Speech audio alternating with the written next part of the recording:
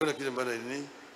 Sasa angalia serikali vile Abdul Samad amesema hii miundo ya serikali mpya hii, kuna serikali 48, moja ya kitaifa na 47 ya counties. Kama ya kitaifa iko na deni, hata ya counties vile vile ziko na deni. Mbona hao magavana wajalaumu magavana ambao walitoka? Mbona Abdul Samad wajalaumu Joho? Ya wajalaumu Hassan? Sababu gani? Kule Kilifi yule Mung'aro halaumu nani? Halaumu Kingi. Kule nini, kila mahali Kenya mzima kuna magavana mapya wameingia na wamepata madeni, wanaendelea kuendesha serikali. Kile hawa jamaa wameshindwa kuendesha serikali. Kwa sababu hakuna nchi katika ulimwengu hii, there's no country in the world without debt. Serikali ya Marekani kwa sasa iko na debt ya $33 trillion debt. Serikali ya Marekani. Japani debt yao ukilinganisha na GDP ni karibu 90% ya Kenya haijafika hata 60%. Tafika deni yote ambayo serikali ya Afrika yote ukichukua yote ziko nazo ni kidogo kuliko deni ambayo serikali ya Ubelgiji pekee yake iko nayo. Kwa hivyo Africa is not in a debt crisis. Africa is not in a debt crisis. What we are having in Africa is basically mismanagement of the economy of African countries. If we were to manage properly African economies, there is sufficient wealth within this continent to move forward. But what we are having here is complete inefficiency and gluttony. That is the big problem that we must solve in the African continent. You don't have a problem. We are not in a crisis. No country can develop without borrowing. You use somebody's money to do your work. What is important is where do you invest what you have borrowed? Because if you invest properly, then there's a return on investment. And that will actually increase your ability to repay the debt. But if you invest in consumption, then of course you have a problem repaying the debt. This is where we are. This is what needs to be addressed in this country. And we must have a serious conversation about debt management. Sasa hawa watu mlisikia mimi silikuwa tunapiga kelele wakati ile juu ya mambo ya Eurobond. Sasa wao sasa wanalia Eurobond inakuja shauri yao. So we have a way of dealing with these issues.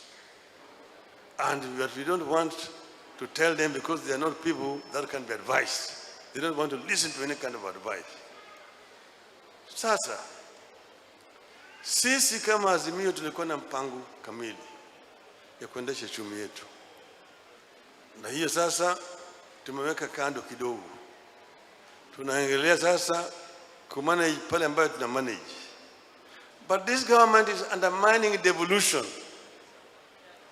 So now they want to take ECD, early child development. They want to take, it's a devolved function, they want to take it back to the national government.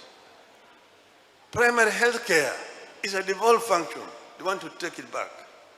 They are not able to deal with the functions which have not been devolved, but they now come back to try to take functions which have been devolved by denying county government funding. They are not bringing down funds down to enable the county government to manage the devolved functions. Instead, they're trying to claw back and take them back to the national government. This is actually a recipe for disaster. It's a disaster in the making. And it must be resisted in the strongest terms possible. You are unable to deal with functions which are not devolved. You are trying to take back the functions which have been devolved by denying county government funding. Shame on you. Shame on you. We will resist. We will resist. But now finally, let me say this. Sisi tuko katika ODM. ODM yuko ndani ya Azimio. Sasa kwanza, a strong ODM means a strong Azimio. Kwa sababu sisi tunaimarisha chama chetu cha ODM. And ODM is a democratic party. We are recruiting members now. We started in November, December, January, February, up to March. When we reach March, we are going to do elections. Tutafanya uchaguzi mwezi wa March. Tutaanza katika kituo cha chini ile ya polling station. Wanachama watajumika pale na kuchagua viongozi na delegates. Kutoka pale wataenda delegate katika ward. Watachagua sasa ward officials. Kutoka ward wataenda kwa branch ambayo ni sub county constituency. Mombasa hapa ni 6. Watachagua officials ya branch. Kutoka pale watakuja sasa Mombasa kuchagua officials ya county.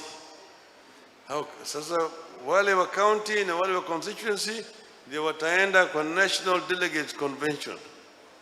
Na pale watachagua viongozi wote wa kitaifa.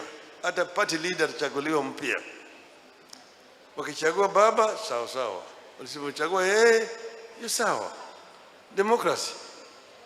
Kwa hivyo mtu asiseme ya kwamba baba is an automatic candidate for presidency. Hassan Joho is a deputy party leader of ODM.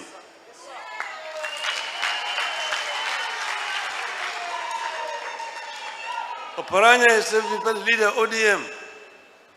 Wako entitled ya kwenda kuwania kiti ya party leader ya ODM. Sitoshi, hata candidate ya ODM ya presidential is on the table. Tukikubaliana ati baba aendelee sawa sawa. Wakiona baba anachoka sasa akae kando, mwingine jaribu, sawa sawa. Sio demokrasia.